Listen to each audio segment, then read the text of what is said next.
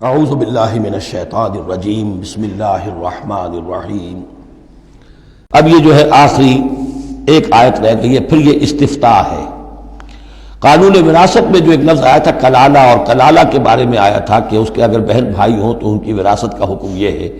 وہ لوگوں پر واضح نہیں ہو سکا تھا، جیسے کہ خواتین کے بارے میں بعض اور مسائل واضح نہیں ہو سکے تھے۔ تو یستفتونک، اے نبی یہ آپ سے فتویٰ مانگ رہے ہیں، وضاحت چاہ رہے ہیں۔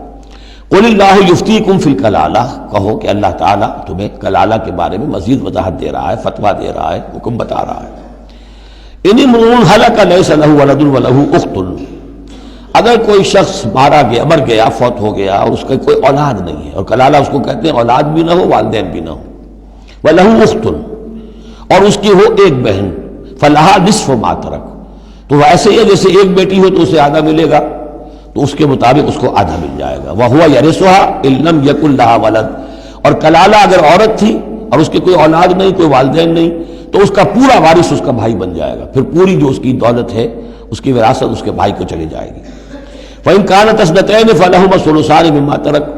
اور اگر وہ بہنیں جو ہیں وہ دو سے زائد ہوں یا دو ہو تو 2/3 میں وہ شریک ہو جائیں گے۔ وَإِن كَانُوا إِخْوَةً رِجَالًا وَنِسَاءً، اور بہن بھائی ہوں بہت سے، فَلِلذَّكَرِ مِثْلُ حَظِّ الْأُنثَيَيْنِ، تو پھر وہ اصلی قاعدہ جو ہے کہ مرد کے لیے 2 عورتوں کے برابر حصہ ہو جائے گا، بھائی کو بہنوں سے ڈبل ملے گا۔ یعنی یوں سمجھ لیجئے کہ وہ جو حکم وہاں تھا بیان کیا گیا وہ اخیافی بہن بھائیوں کا تھا۔ اخیافی بہن بھائی وہ ہوتے تھے عرب میں کہ ماں ایک ہو باپ علیحدہ ہو،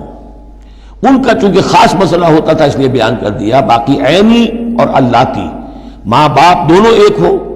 اور یا یہ کہ مائیں علیحدہ ہو باپ ایک ہو، تو ان کا وہی قانون ہوگا کہ جو بیٹا بیٹی کا ہے، کہ جس طریقے سے کہ بیٹا اور بیٹی میں جس نسبت سے وراثت تقسیم ہوتی ہے ایسے ہی ان بہن بھائیوں میں ہوگی۔ یہ ہے یبین اللہ لکم ان تضلوا، اللہ واضح کیے دیتا ہے تمہارے لیے مبادا تم گمراہ ہو جاؤ، واللہ بکل شیء علیم، اور اللہ ہر چیز کا علم رکھتا ہے۔